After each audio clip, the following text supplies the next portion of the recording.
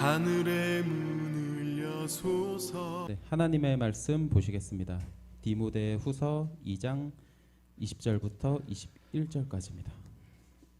디모데후서 2장 20절로부터 21절까지입니다. 네, 다 같이 합독하겠습니다.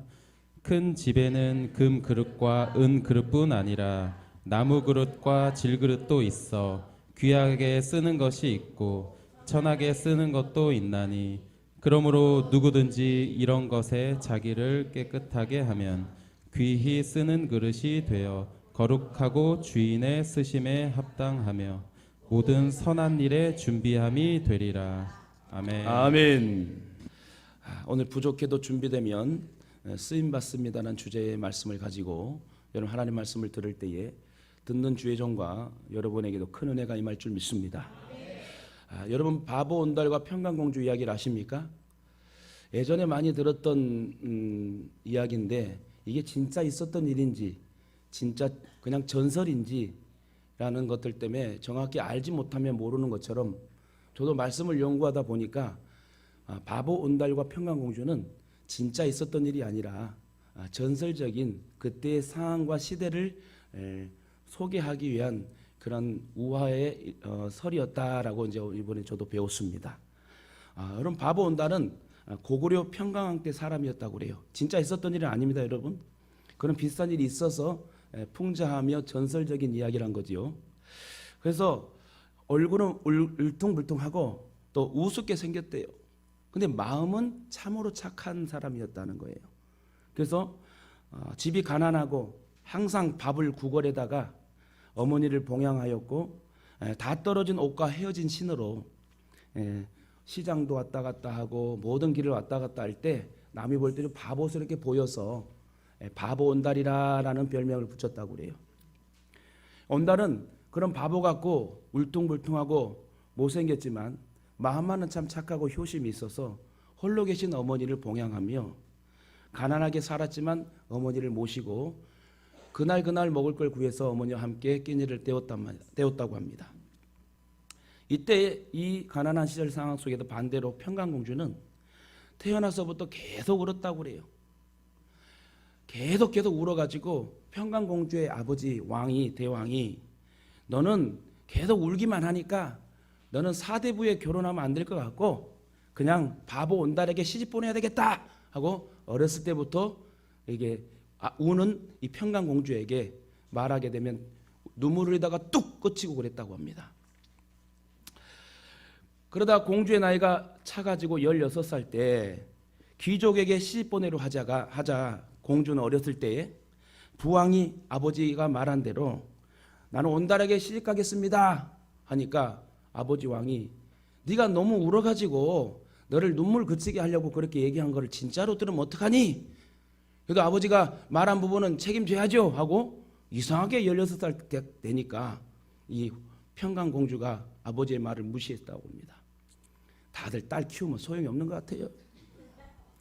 또 딸 되신 분들도 저를 또 공격하는 눈빛으로 보지 마시고 다 그렇진 않죠. 우리 예동의 딸들은 그러겠습니까? 두고 봐야지 뭐. 그래서 이 평강공주가 16살 나이가 돼가지고 아버지가 야 너는 사대부에 결혼해야 돼.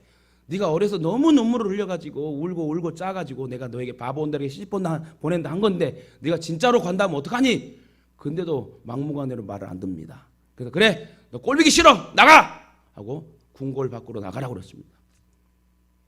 이 평강공주가 그냥 나간 게 아니라 모든 금과 귀고리를 막 챙겨가지고 여기 끼고 열손가락에 가락지는 다 끼고 목걸이는 목걸이대로 끼고 이왕 나가는 거 같아요. 뭐 지혜로운 것 같아요.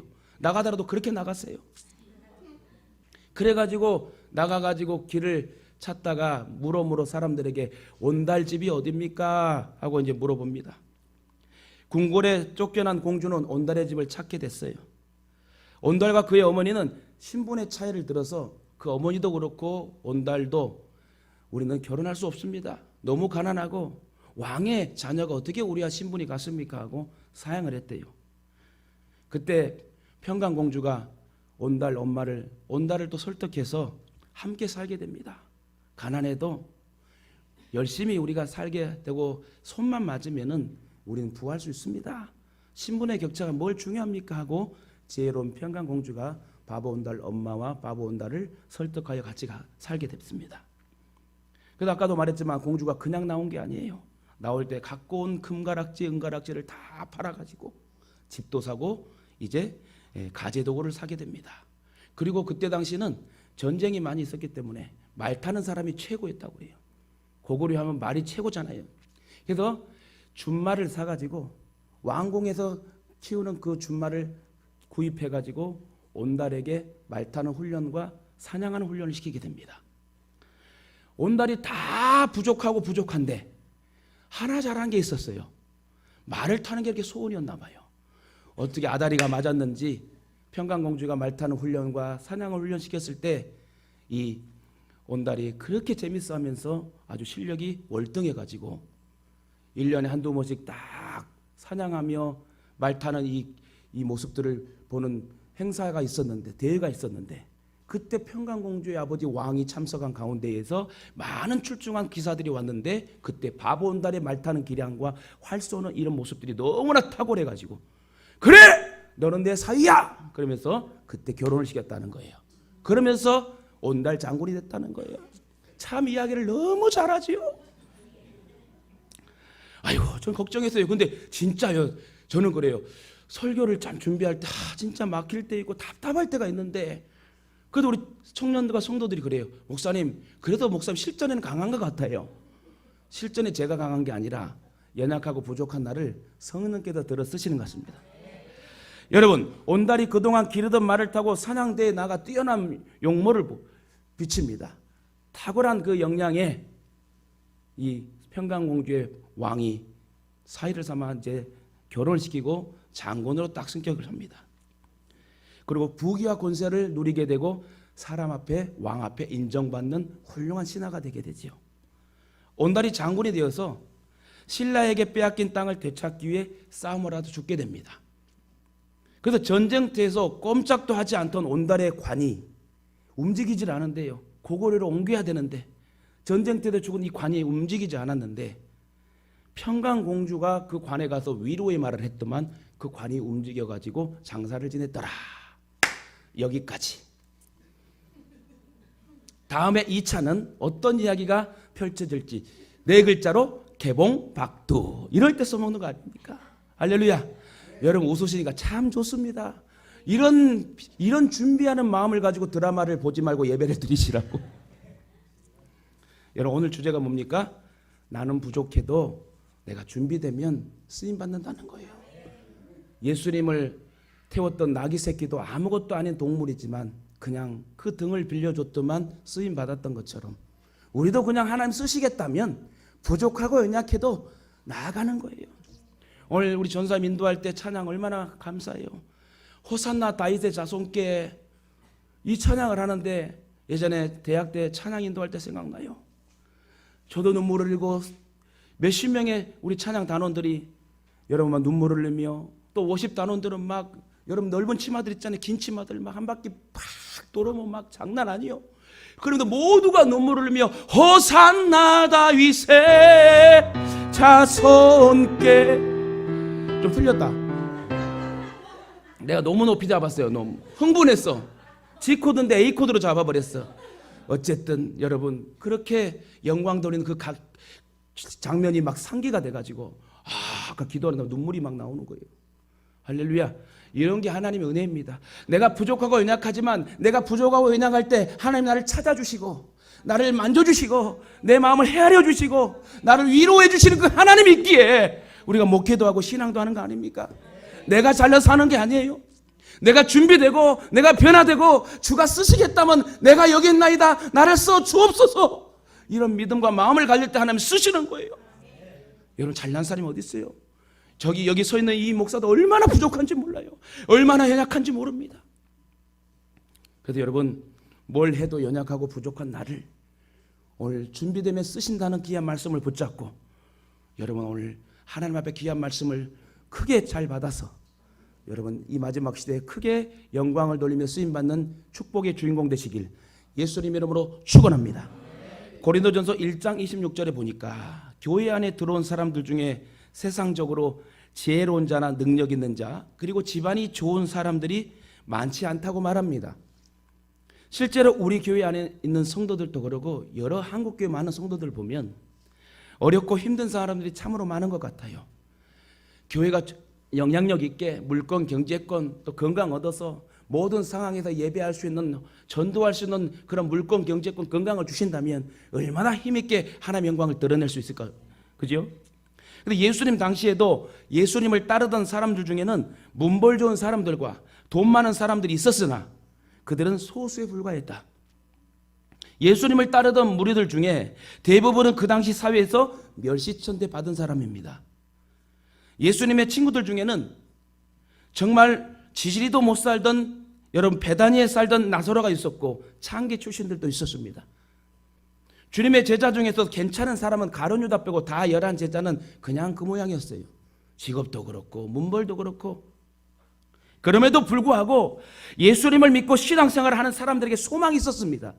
그것은 고린도전서 1장에 말하는 27절에 그러나 하나님께서 세상에 미련한 것들을 택하사 지혜 있는 자를 부끄럽게 하시려고 세상에 약한 것들을 택하사 강한 것들을 부끄럽게 하시며 하나님께서 세상에 천한 것들과 멸시받는 것들과 없는 것들을 택하사 있는 것들을 폐하려 하시나니, 이처럼 하나님은 미련하고 부족한 저와 여러분을 택하여 이 마지막 때에 공의롭게 쓰시기 위해서 우리를 선택하여 주셨다는 거예요. 여러분, 선택받았다는 게 얼마나 귀한 건지 몰라요. 우리 한번 옆에 분 인사합시다. 당신의 선택받음이 축복입니다. 또한 하나님은요, 약한 자를 들어서 강한 자를 부끄럽게 하십니다. 그리고 천한 자들과 멸시받는 자들을 들어서 있는 자들을 부끄럽게 하시는 분입니다. 여러분이 미련하고 약하고 부족하다고 생각이 든다면 철저히 하나님을 의지하시길 바랍니다.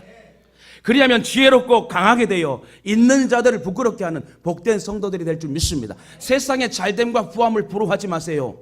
그것은 잠시 잠깐입니다. 그러나 연약하고 나약하지만 내가 부족하고 연약함을 내려놓고 내 마음을 헤아려 달라고 기도하며 내 믿음 지키고 그 자리를 지키고 내 중직의 사명을 감당하고 하나님 주신 귀한 사명을 감당하고 끝까지 나아가는 자를 하나님이 쓰시는 분이에요. 다만 흔들리지 마세요. 그렇다면 하나님은 무엇 때문에 미련하고 약하고 천하고 멸시받는 자를 들어서 지혜롭고 강하고 여러분 강한 자들을 부끄럽게 하시겠습니까?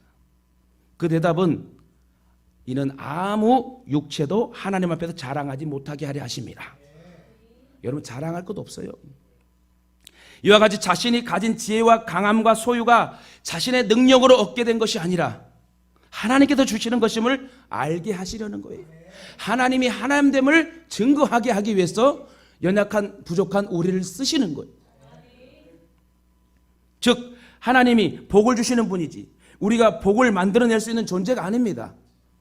그래서 누구든지 하나님 앞에서 자랑할 수 없어요. 자랑하거든 자랑하려거든 오직 하나님만, 나를 구원하신 십자가의 물과 피를 쏟으신 예수 그리스도만을 자랑하시길 주님의 이름으로 축원합니다. 사울이 왕이 된 후에 하나님께서 은혜를 주셔도 그가 점점 강성해집니다. 그가 강해진 것이 그에게 오히려 독이 되었어요. 그런데 그가 약할 때는 하나님 앞에 겸손했고 하나님이 그를 준수하고 용모가 단정했다고 사울을 표현합니다.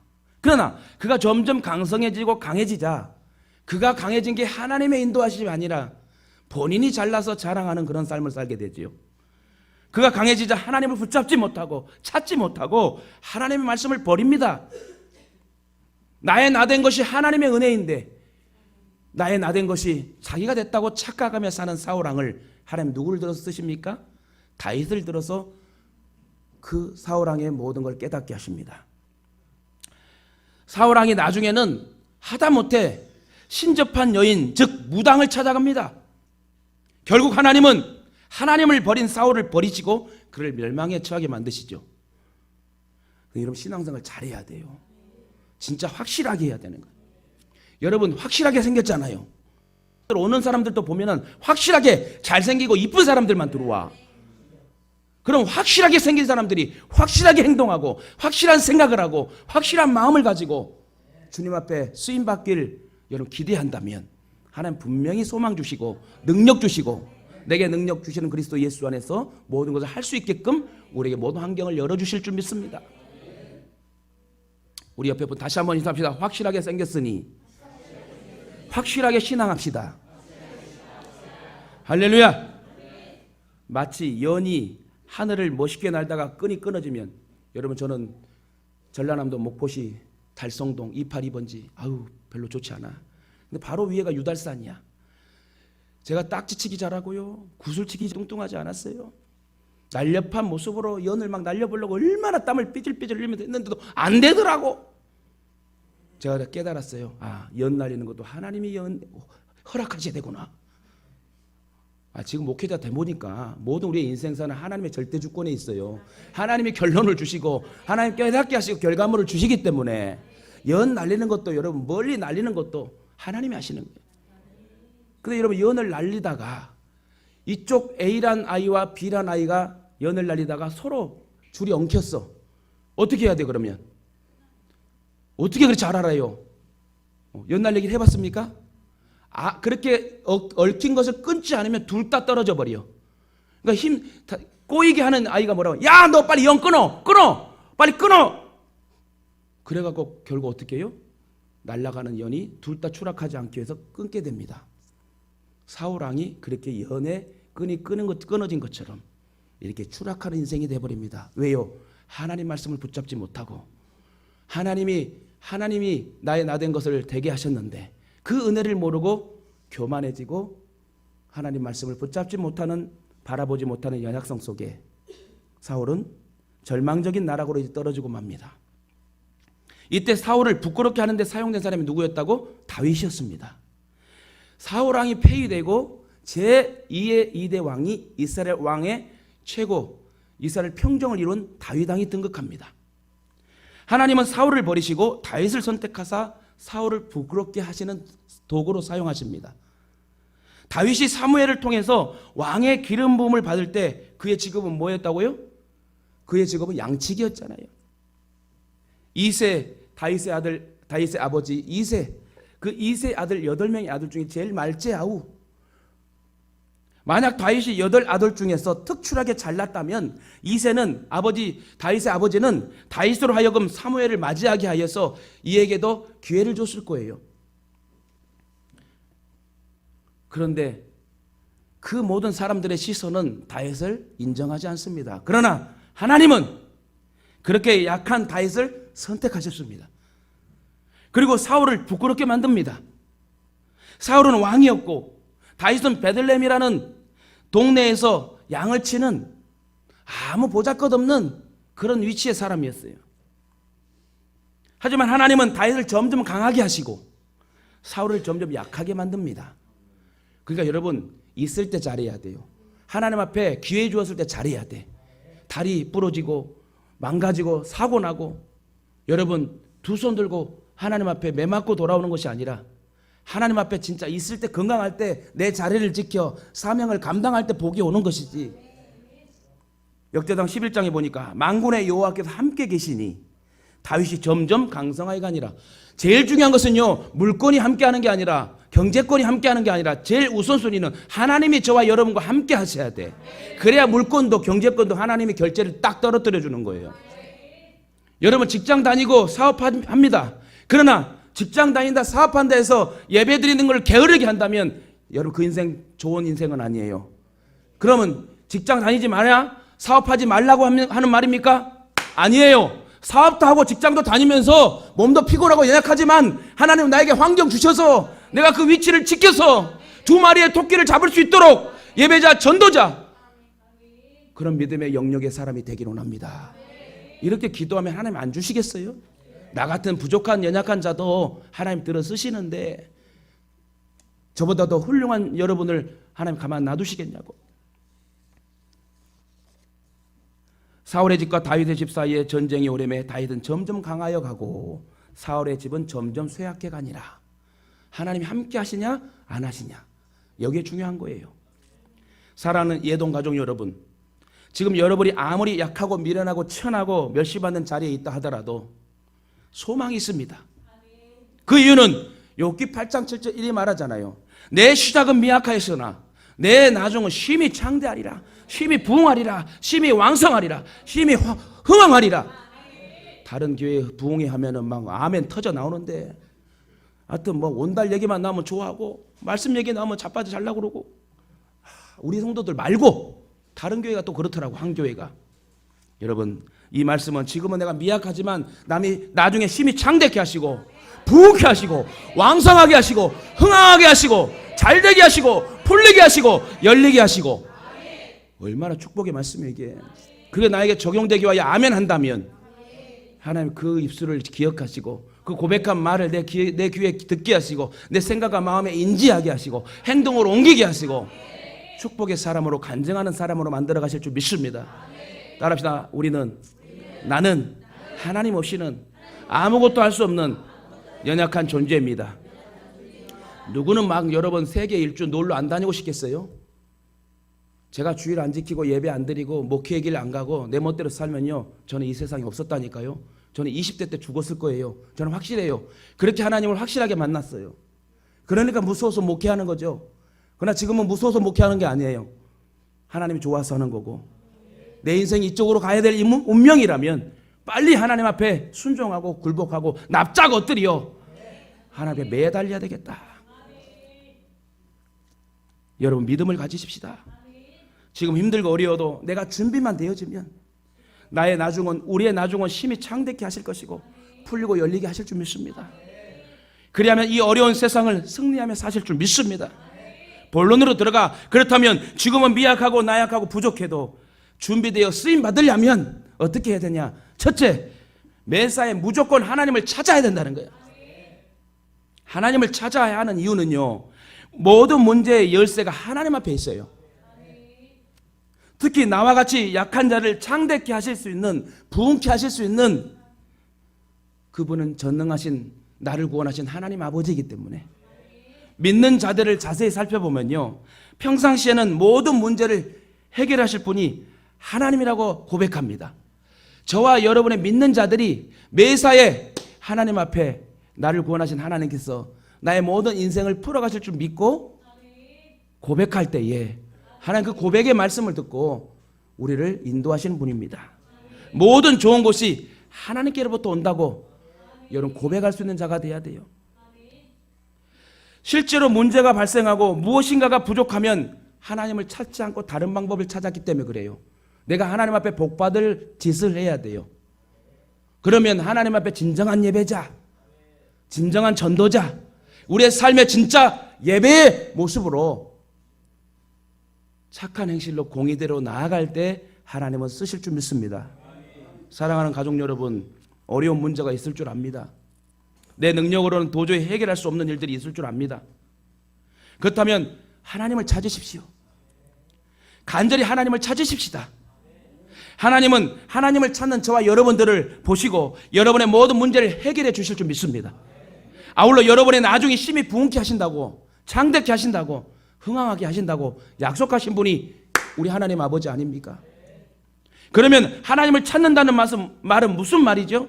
하나님을 찾는다는 말이 무슨 말이냐? 그 말은 하나님 앞에 도움을 구하래요.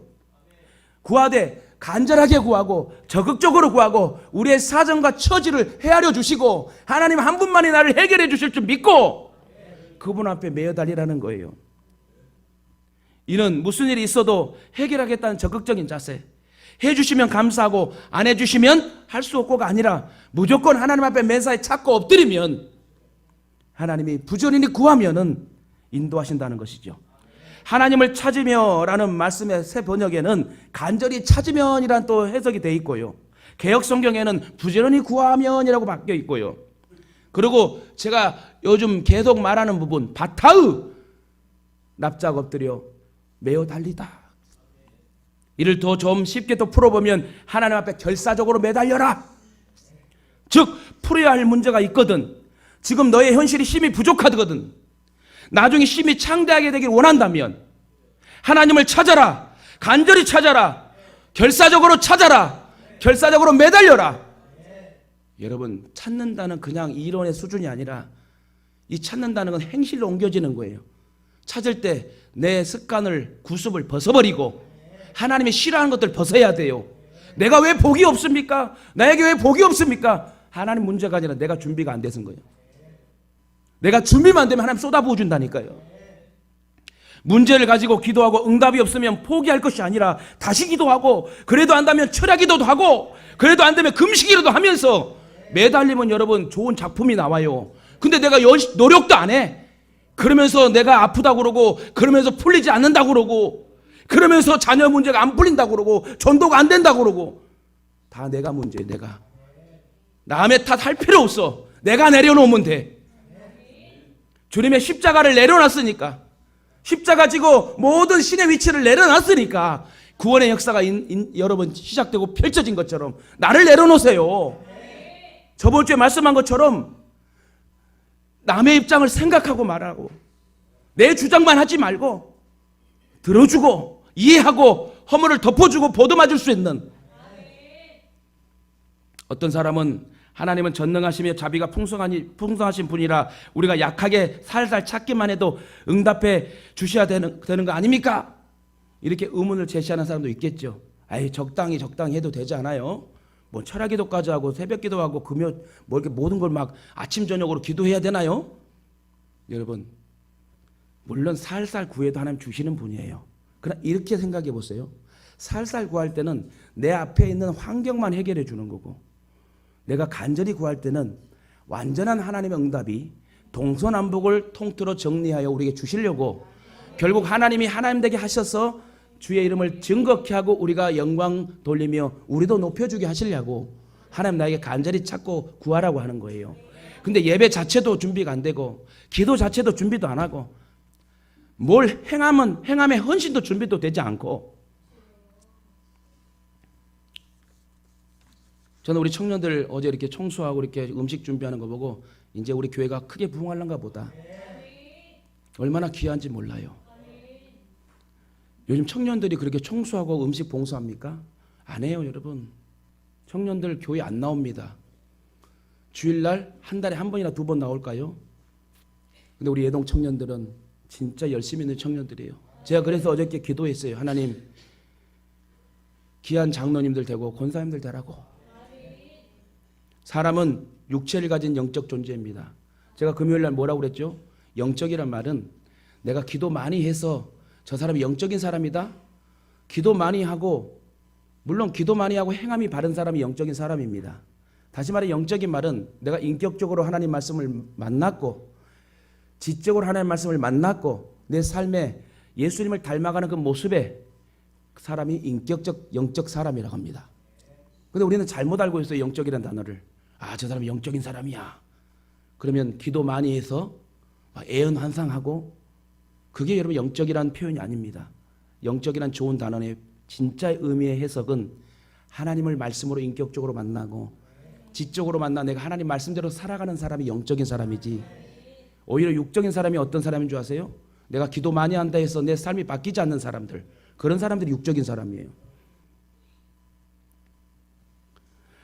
여러분, 인생은 육신의 죽음으로 끝나는 것이 아닙니다. 육신이 죽은 후에는 참된 나의 영이 육체 밖에서 하나님 보게 된다고 그랬어요. 그리고 한 번 죽는 건 사람에게 정해진 것이요, 그 후에 심판이 있대요. 하나님은 문제를 통해서 하나님을 찾는 사람의 문제를 해결하는 데만 목적을 두는 게 아니에요. 내가 구하는 것만 주는 것이 아니라 모두가 잘되게 하기 위함이에요. 성전도 다윗에게 짓지 못하고 솔로몬에게 짓게 한 것은 아버지와 아들이 바라보며 성전을 같이 짓는 거지요. 하나님의 온전한 완전한 계획을 이루기 위한 하나님의 계획은 우리의 생각과 다르고 마음과 깊이와 높이가 다르다고 그랬어요. 그러면 우리가 살살 찾는 것이 아니라 하나님을 간절히 찾을 때 역사가 일어나지 않겠어요? 무슨 말입니까? 문제를 가진 사람이 간절히 하나님을 찾게 만들어서 문제를 해결하시는 것만 아니라 그를 영적인 사람으로 만든다는 거예요. 그러므로 저와 여러분이 문제 해결로 기뻐하지 마시고 이 문제 때문에 영적인 사람이 되었다는 것에 기뻐해야 된다는 거예요. 저와 여러분이 하나님의 사람으로 쓰임받기 원하십니까? 하나님 쓰임받기 원하십니까? 그렇다면 매사에 무조건 하나님을 찾고 또 찾으시길 바랍니다. 옆에 분 인사합시다. 뒷사람 인사합시다. 앞사람 인사합시다. 하나님을 찾읍시다. 하나님을 찾을 때 역사가 일어나는 거예요. 내가 월급받고 내가 사업하고 내가 이렇게 건강하게 살아라는 거 하나님이 여러분 허락지 않으면 할 수 없어요. 무너지고 쓰러질 수밖에 없는 연약성이 우리에게 있어요. 그래도 우리는 하나님을 찾되 간절히 찾아야 되는 거예요. 여러분 복받기 오네요. 풀리기 오네요. 그때 여러분 하나님 간절히 찾아요. 어정쩡하게 하지 말고 대충 형식적으로 하지 말고 바리새인적인 형식주의에 젖어들지 말고 세리처럼 철저히 회개하고 예수 그리스도의 긍휼을 얻었던 것처럼 우리도 그렇게 여러분 진실되게 한번 찾아봅시다. 간절하게 찾아봅시다. 간절이란 말이 뭔지 아세요? 간이 저리게 찾으래. 간절하게 한번 찾읍시다. 두 번째, 부족해도 준비되어 쓰임 받으려면 내가 어떻게 해야 되냐? 깨끗한 그릇으로 내가 준비되어야 돼요. 따라합시다. 깨끗한 그릇으로 준비합시다. 부족해도 준비되어 쓰임 받으려면 하나님의 풍성한 은혜를 주실 수 있는 사람으로 준비된 은그릇도 있습니다. 또 나무 그릇도 있고 질그릇도 있습니다. 어제도 우리 교회 성도님 초청해서 저녁을 제가 초청받아 밥을 먹었는데 그릇이요 항상 똑같은 뭐 하얀 것만 있고 검은 것만 있는 게 아니라 저는 그릇을 참 좋아해요. 그러면 여러분 그런 눈으로 보지 마세요. 난 좀 상상을 하지 마시고 많이 드시니까 그릇도 좋아하시는구나 이렇게 보지 마시고 좀 그릇이 좀 특이하게 생긴 거 좋지 않아요? 어제 또 그 초청한 집사님 때 갔더만은 카페를 만들어 놔갖고 거기에 클레오파트라 같은 선인장이 있어요. 와 너무 멋지더라고. 비싸더래. 근데 그걸 교회를 갖다 놨으면 얼마나 좋았으리요. 제 생각. 뒤끝 있는 게 아니라 그냥 갑자기 생각나더라고. 근데 여러분 그릇을 보니까 너무 이쁜 거예요. 모양도 그렇고 색깔도 그렇고. 여러분 저와 여러분이 부족하고 연약하고 쉽게 깨질 수 있는 그릇이지만 내 그릇을 여러분 단단하게 유학을 바르고 모양을 잘 바꿔서 하나님 앞에 제가 표현을 잘못했나요? 아무리 좋은 잡채가 나왔어요. 잡채 나왔다는 얘기예요. 이거는 잡채가 나왔는데 진짜 막 그냥 양은 막 그냥 막 찌그러진 거에다가 게 밥그릇 같은 데 나오면은 저는 절대 안 먹습니다. 근데 여러분 잡채도 맛있고 그릇도 이쁘게 만든 데 담아 놓으니까 금상첨화란 말이 여기서 나오는 거예요. 그러니까 한 번 더 먹게 되고 더 축복하게 되고 여러분 하나님 보실 때 우리는 아름다운 금그릇 같은 여러분 예수님을 닮아가는 모양으로 변질이 아니라 변화되어 진짜 쓰임받는 단단하고 깨끗한 그릇이 된다면 그렇게 준비되어 여러분 아름다운 그릇을 만들어 간다면 하나님 누굴 쓰시겠습니까? 여러분이 제가 쓰임받아야 될 줄 믿습니다. 이와 같이 다양한 그릇이 있는데 그 가운데 하나님이 천하게 쓰는 그릇도 있고 귀하게 쓰는 그릇도 있습니다. 이왕이면 저와 여러분은 하나님께 귀하게 쓰임받는 그릇이 되기를 주님의 이름으로 축원합니다. 목양실과 우리 교회는 여러분 종이컵이 있습니다. 일회용이 있습니다. 저는 일회용 컵도 한 8번에서 아니면 뭐 어쩔 땐 2번, 3번에서 버리고 하는데 결국 일회용은 버리게 돼 있어요. 그럼 여러분 집에 있는 여러분 사기로 된 그릇이든 뭐든 밥그릇 한 번 먹고 버립니까?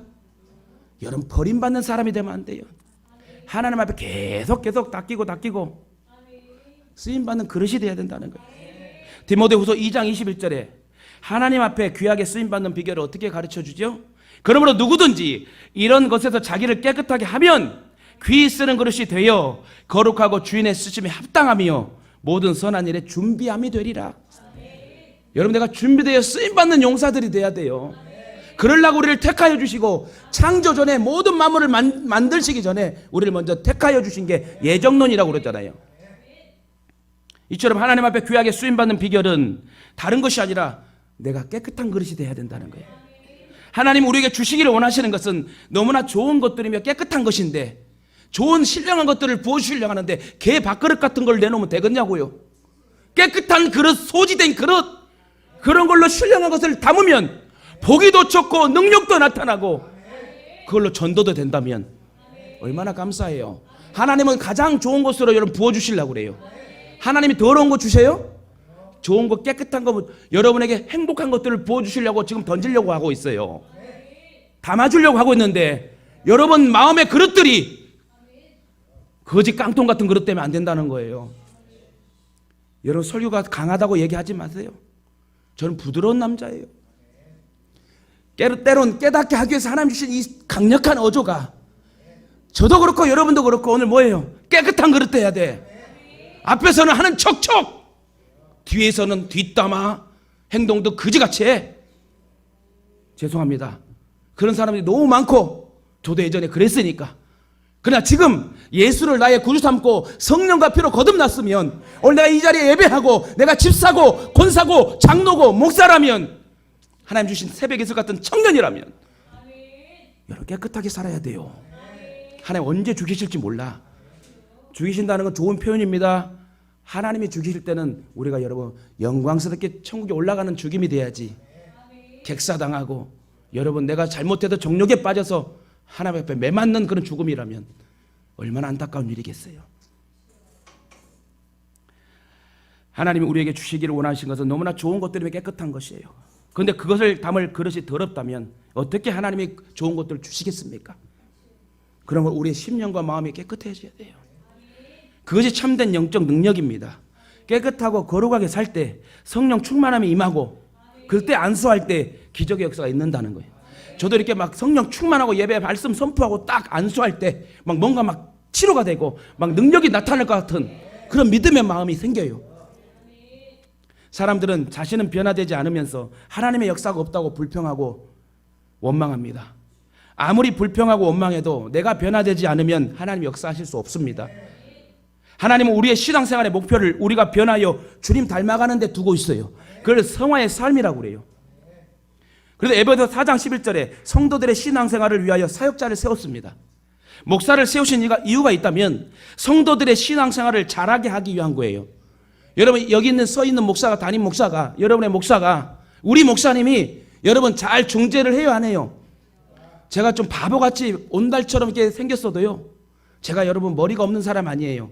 하나님이 지혜 주셔서 이분에겐 이렇게 저분에는 저렇게 중재하고 어떻게 빠지고 들어가고 이게 여러분 하나님이 주신 지혜고 하나님이 함께 하시고자 하는 목회의 길을 걷게 하는 인도하심이지 성도들 하나하나를 마음 아프게 하고 못 살게 구는 걸 목사가 아니라는 거예요. 여러분 다 잘 되기 원하여서 지금도 애쓰고 여러분을 실질적인 환경에서 그렇게 만들어줄 수 있는 환경이 되기까지 주의 종을 쓰시고 여러분을 쓰실 줄 믿습니다. 사역자를 세우신 목적이 무엇입니까? 성도를 온전하게 하여 봉사 일을 하며 그리스도의 몸을 세우려 하심이라고 그랬어요. 이는 성도를 온전하게 해서 봉사하게 만들고 그리스도의 몸, 즉 교회를 세우려고 하시는 거예요. 여기서 성도가 온전하게 된다는 말이 무슨 뜻입니까? 성도가 온전하게 되는 것은 예수님을 닮아가는 거예요. 신앙생활을 하면 할수록 내가 변화되어서 내게서 주님의 모습이 점점 드러나야 되는 거예요. 이것이 하나님께서 우리의 신앙생활 속에도 가지고 계신 목적 중에 하나이다. 그런데 나는 변화되지 않으면서 하나님이 주시는 심히 창대한 것을만 원한다면 그것이 이루어지겠습니까? 준비되어야 하나님 주시는 거예요. 그리고 나를 하나님이 원하신 대로 변화시켜야 됩니다. 이 일을 위하여 하나님 우리에게 성경을 보내주셨어요. 성령을 보내주시고 귀한 성경의 말씀을 주셨습니다. 로마서 8장 26절에 보니까 이와 같이 성령도 우리의 연약함을 아시나니. 우리만 변화되려고 노력하고 하는 게 아니에요. 힘들어서 안 돼요. 성령 하나님께 우리를 이길 수 있도록 변화될 수 있도록 도와주신대요. 이처럼 성령님은 우리가 하나님의 뜻대로 변화되어지도록 우리를 돕는 분이에요. 또한 우리의 기도도 하나님의 뜻에 합당한 기도가 되도록 돕는 분이다. 그러므로 온전히 변화되기를 원한다면 성령을 쫓아가야 되고 내 마음의 양심의 그릇을 깨끗하게 만들어가야 된다는 겁니다. 육체의 소욕을 물리치고 성령의 소욕을 따르라. 사도 바울이 말한 것처럼 너희들은 육신의 소욕을 쫓지 말고 성령의 소욕을 쫓아라. 그 말은 하나님의 계획대로 살아라. 하나님의 방법대로 살아라. 그래야 내가 하나님의 모든 좋은 것을 주실 수 있는 사람으로 변화되고 내가 준비되고 변화되어야 나의 나중에 심히 창대하게 되는 거예요. 그런데 우리의 신앙생활을 하다 보면 나는 변화되지 않으면서 다른 사람이 변화됐으면 해요. 오늘 이 설교는 내가 듣는 게 아니라 다른 권사님이 들어야 되는데 그런 못된 교만병이 있어. 그래가지고는 하나님의 역사를 볼 수 없습니다. 기적이 일어나지 않습니다. 하나님 앞에 쓰임받지 못합니다. 사실 변화에는 아픔이 있습니다. 자기를 쳐서 복종시키지 않으면 나를 내려놓지 않고서는 변화는 없는 거예요. 그래서 여러분 혁신, 개혁, 이노베이션 내 가족의 얼굴을 벗기다 얼마나 아프겠어요. 그게 변화래요. 육체가 원하는 대로 살던 사람이 성령의 인도를 받아 산다는 건 어려운 일이지만 그 살 수 있도록 성령님이 도와주신다면 우리는 기필코 반드시 하나님 말씀대로 방법대로 살아가야 된다는 겁니다. 말씀 맺겠습니다. 지금 힘들고 어려워도 지금 부족해도 우리에게는 희망이 있습니다. 저도 신앙만 13년 했어요. 얼마나 준비되지 못하고 얼마나 하나님 뜻대로 살지 못했으면 신앙만 13년이요. 여러분 지금 하려고 하면 못할 것 같아요. 얼마나 힘들었는지 몰라요. 13년 신앙만 했는데 하나님이 나중에는 다 깨닫게 하시고 높여주시고 또 하나님이 정말로 영광을 받으실 만한 그런 사람으로 바뀌게 한다는 거. 그래도 여러분 만나 행복하게 목회하잖아요. 하나님 부족한 우리를 심히 창대하게 하시는 분입니다. 여러분의 미래가 하나님 앞에 쓰임받기 원한다면 매사에 무조건 하나님을 찾으시길 바랍니다. 그리고 자신의 그릇을 깨끗하게 준비되어야 되는 거예요. 그런데 현실적인 문제도 해결되고 영적인 변화까지 경험하는 여러분이 축복의 주인공 되시기를 주님의 이름으로 간절히 축원합니다.